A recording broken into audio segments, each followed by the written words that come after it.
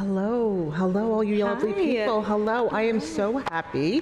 So I actually dropped my notebook. I'm so happy to be here with Jocelyn Gailliot, who is co-founder and CEO of Tuckernuck, the e-commerce retailer with a store right here in Georgetown, which I did some retail therapy last night and went to for research and purchasing situations.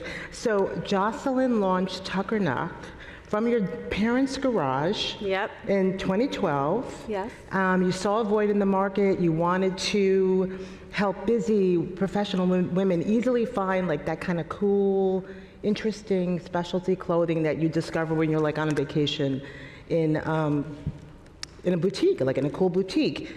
So 13 years later, Tuckernuck We're still alive.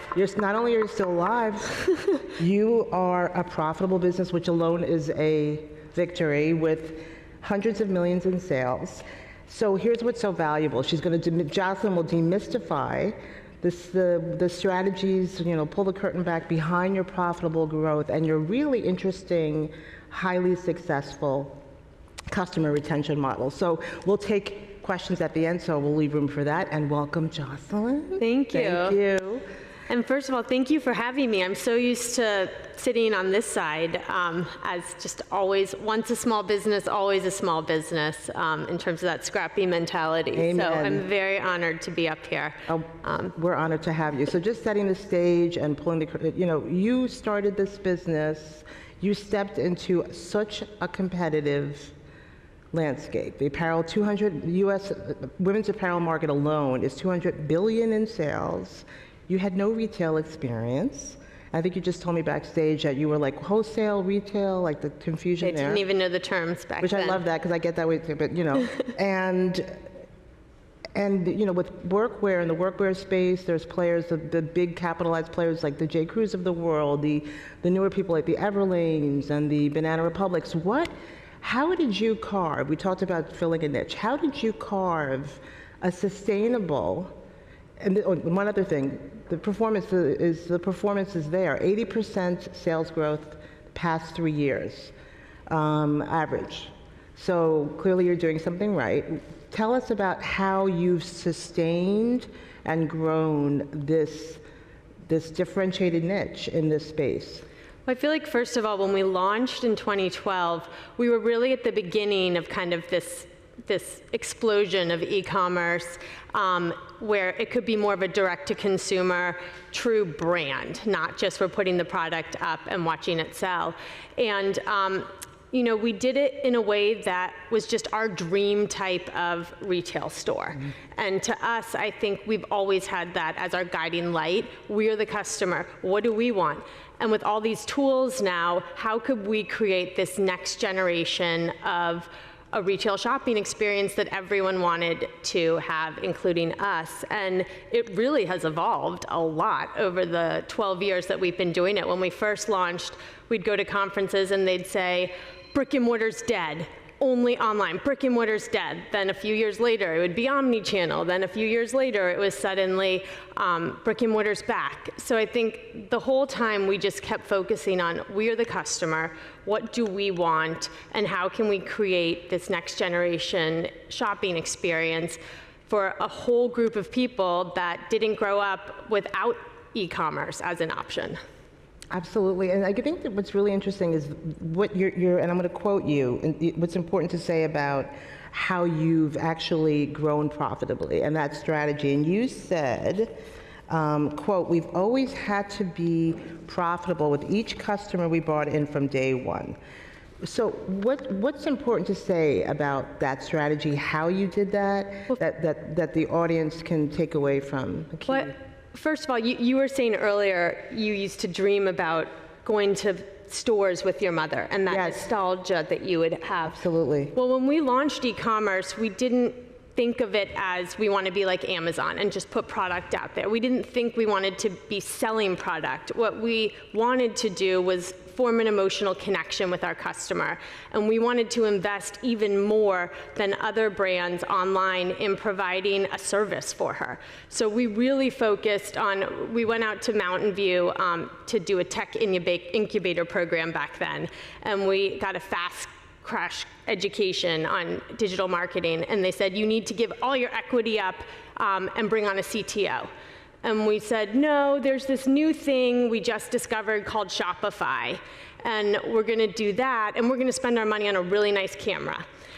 Because at the time, we loved content coming out of Martha Stewart and all these places, and we thought, we want to just provide advice to our customer. We want to tell her how to style her clothes to make her feel confident, travel guides, all these things that made her have an emotional connection. We wanted to invest in beautiful photographs that were inspirational so that she'd want to come and spend time and learn on our store. And I think going that extra mile back then to invest in something that she would have these emotional connections with was really what made us so successful, and it's still what keeps her coming back all the time today. In terms of the customer acquisition strategy, we have also always been very strategic. I remember in those early days sitting there, and a lot of those e-commerce companies had gone bankrupt because they were spending so much money on acquiring new customers, assuming that they would get a return on that first acquisition 3 purchases later. From day one, we really were focused on getting profitable from the beginning, and they said that their biggest issue was they were acquiring customers with a Chotsky item, a baseball cap, something that wasn't necessarily representative of the brand, and making sure that they were forming that connection. So from day one, we look at our product strategy and we acquire customers with a dress that we love, that's a certain price point, and then from there we think about what that customer would want to buy, and once we've built that trust after that first purchase. So we really do look at the product that we're making and how we can use it to acquire those first customers, and there's very specific strategies around that. And you bootstrapped, and also the wisdom around the merchandise mix, right? We talked about private label, and can you talk about that? And also the brands, so the bringing them in with brands, and then also private label. Yeah, so we have, you've seen a lot of disruption right now with aggregators, a lot of those department store models that only aggregate third party. The margins are a lot slimmer.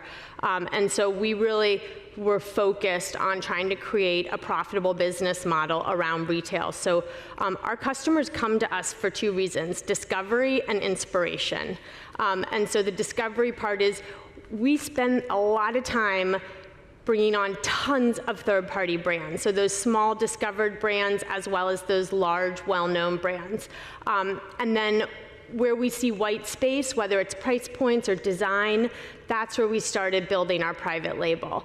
And so the merchandising strategy is really important because it allows us, A, to stay profitable because those third-party margins need our private label to prop up the business, and then it is why people come to us. And it's, I think, a higher barrier to entry. It's, once again, we take the time to invest in that content and the time to invest in a much more complicated business model by being basically both a private label retailer and an aggregator. And anyone that looks at our business model says this is idiotic. Your margins are all on your private label. You should just focus on that. But we know that this is the way we want to shop as the customer. We want to go and discover a ton of new brands and their stories, and then also find those kind of sharper price point, elevated design items that we provide with our private label.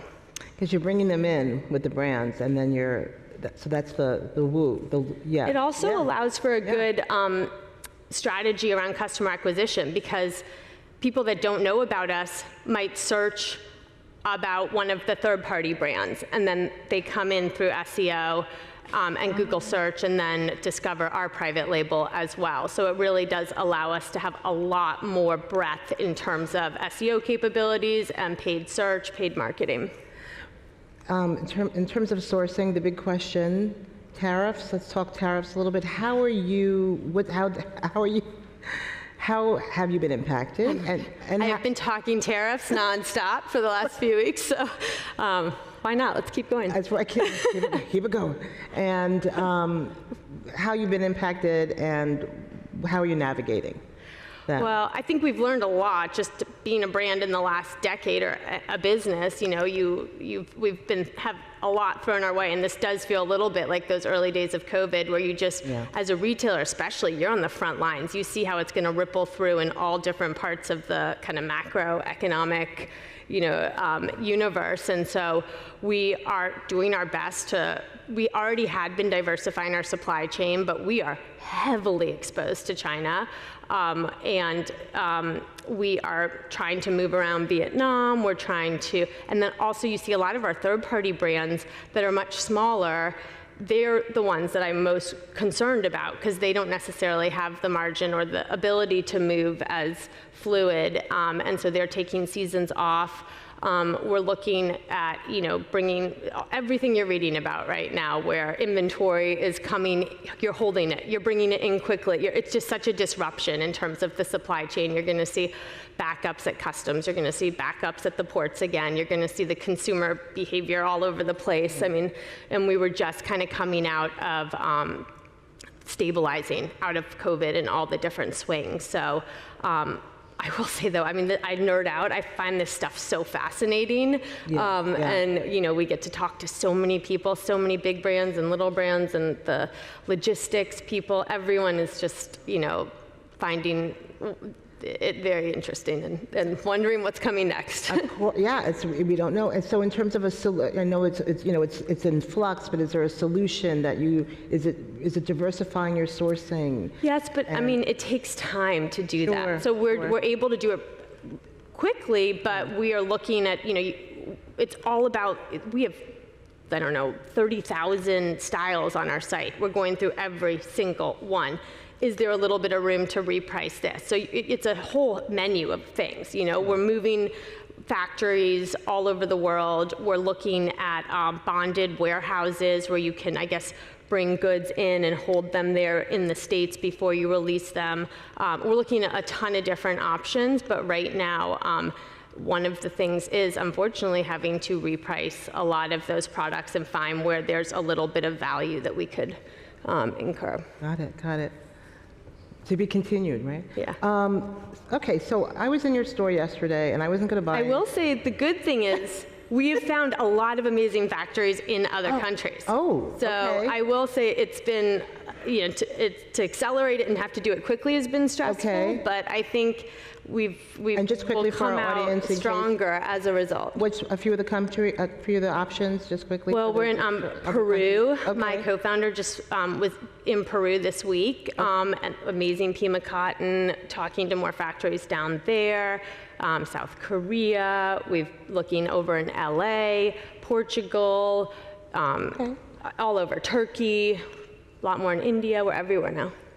Those are that's good information. So I wanted to turn to, which was really impressive. So I did a little digging about customer retention. So Tuckernuck, which is really, you have a 65% repeat customer rate. Now the average repeat purchase rate for an e-commerce business is between 20 and 40%, so you are overperforming. What's behind the success of that customer retention and loyalty that all businesses can learn from? I think there are a couple things. We really focus on the best service. We have a bit of a liar's poker contrarian model, where right now you have a lot of businesses charging for shipping, charging for returns. We still think that that's really important. So we go above and beyond to try to provide the absolute easiest, most seamless shopping experience for our customer. And then just what we've been talking about, we really invest in that content and that advice and focusing on thinking about her at every point in her life. So we're not we don't think about product and bringing it in because it's trendy. We think about it as all the occasions in her life and how can we provide for every single one of them, and how can we do it at one of our secret sauces really is at an array of price points. And I think that's another thing that helps build that trust, is that she really believes that high price point, we have it on there because there's value behind it, just the same as that sharper price point. Yeah. And so we just keep saying we want to provide the best service for her and be her kind of, most customers say that we're their life hack. And so I couldn't think of a better a better description than Just that. making it easy for them. Yeah, making right? her life yeah, easier. Curating and, less is more. I'm curious about, you scored a viral hit with the Jackie dress. The Jackie dress is a Jackie O dress. And this marketing, your marketing is very idiosyncratic, I would say. But marketing is changing dramatically. It's always changing. It's really like, We're seeing right now even SMS is we're getting a 55 times return on ad spend on SMS. See, that's what I want to know. Which is, anyone that's not doing marketing through SMS, you should research. Yeah, so in a nutshell, I know there's a lot. What is it? What's the essence of what's driving a return on investment now, and that you're seeing moving ahead in marketing, and why? How are you keeping up with that change in this really dynamic? It's so dynamic. I think we're such a content-first company that it's allowed us to adjust our content for these different distribution channels, but it was definitely the DNA of our brand when we just, we got that camera that first day above the garage. So that's allowed us to be flexible. But oh my gosh, it's a whirlwind, and now there's so many distribution channels, and you have to light them all up in order to even get that customer to come and trust you. And so we have a team, but we're doing a lot of raw video content. But I think what I always tell the team is those early days, don't overthink it. We would just get out in front of a garage and get my dad to take a picture of us. I think just don't overthink the content. Just, there's so much of it. Start trying to create it, play with it, test it. We test it all the time. And it doesn't need to be professional models and this and that. It really can just be, anyone on your team, your family, but content is king. It still is on these distribution channels, and we're always trying to evolve with it and keep up with it.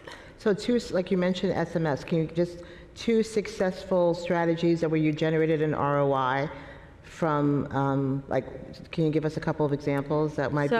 With SMS, we did a lot. We have a really great e-newsletter, and that's where we're giving a lot of advice and providing content, clothes in there to shop.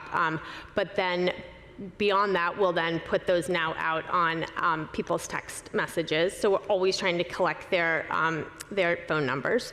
And then we also have back in stock requests where you can sign up for a back in stock if it's out of stock. That automatically goes to their SMS as well if they want it to. And that's where we see a lot of really strong conversion, because they've already said, I want to know when it's back in stock. And then when it gets restocked, they purchase just easily through their phone. That makes so much sense. Yeah.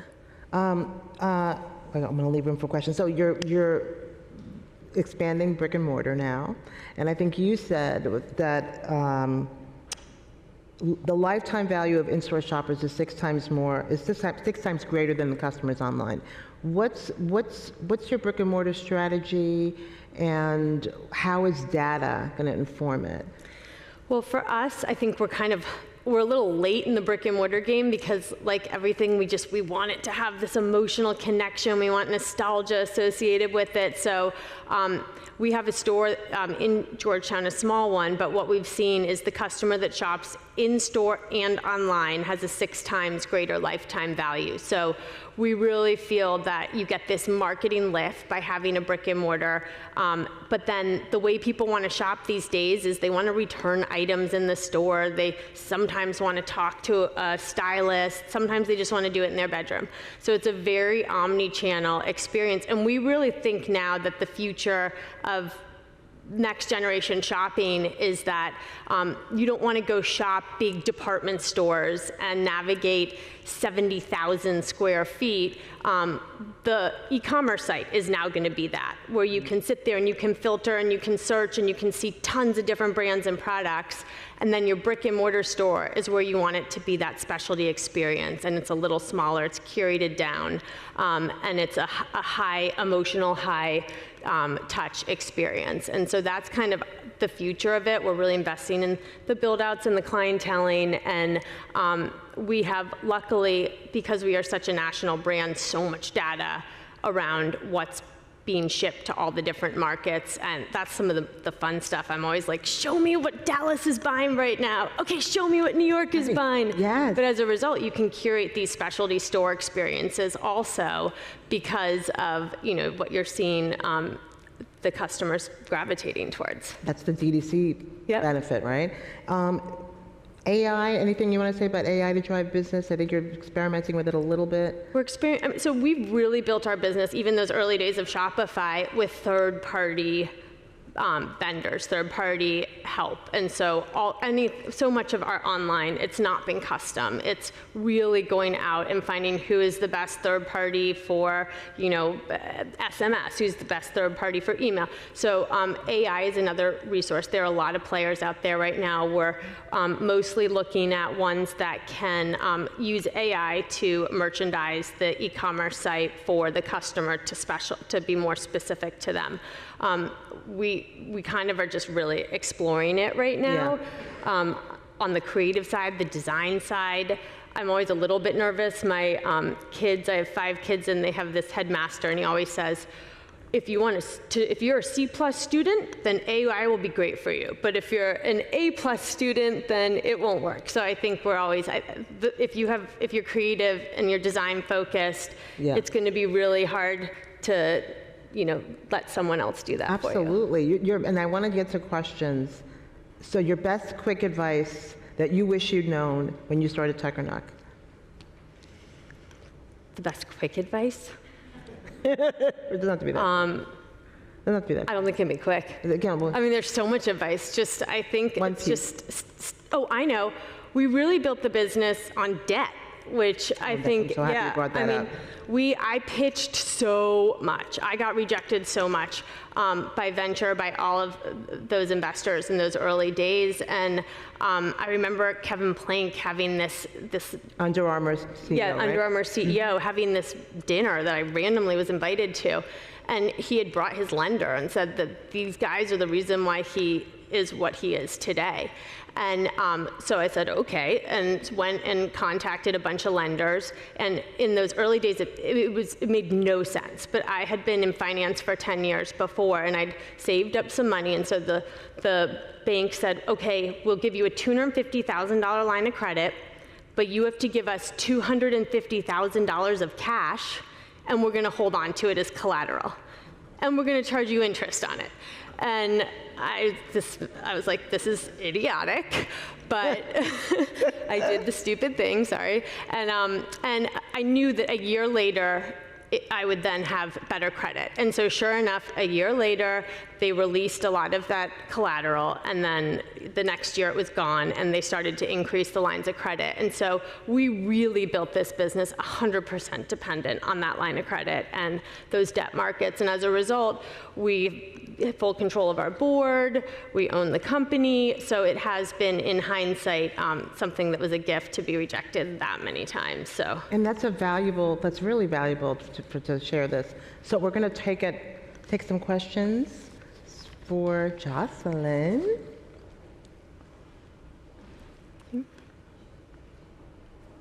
Oh, here's one right up here. Yeah. This gentleman.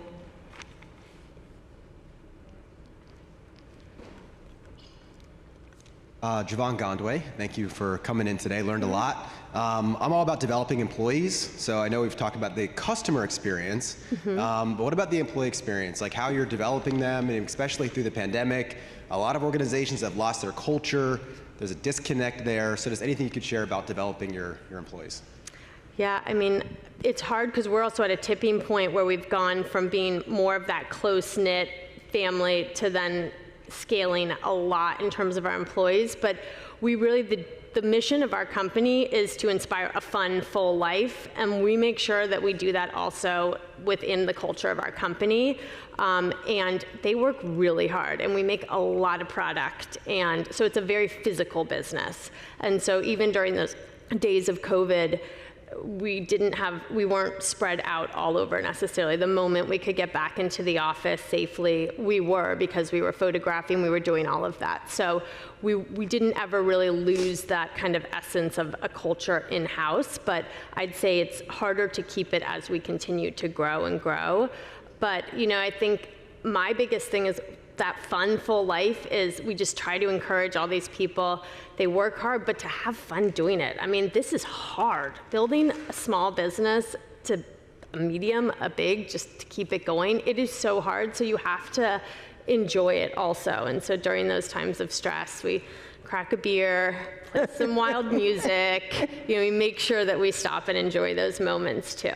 So Fun. We need fun. yeah, fun. So somebody. It is so important. It's hard to remember that. You have to Oh, set the yeah, intention. Seriously. Hi, my name is Asma, and I own a sustainability consulting company. And you mentioned, like, when you started, it was totally based on a line of credit to build the company. And I'm sure there had been points where you had to buy samples, or you had to pay out of pocket or cash. Like, how did you deal with that? Did you have to get capital for that, or was it still with a line of credit? So for many years, we were just breaking even until we built that private label to be able to generate some of the margin. But we found a production house that actually, I don't know what Teddy was thinking, but he took a bet on us, and he was doing some of the sampling for free for us. And a lot of it was because we'd already built a bit of a brand through aggregating third parties. So when we started with private label, we had some traction, but he would cover the sample cost up front as long as we'd hit minimums. But it was a production house where I think our minimums back then were 100, 150 units. But I think you can find the right factory, find the right production house, negotiate with them. But yeah, we would use that line of credit for that stuff as well. What? We were like, we were, but there's a lot of production houses and factories out there.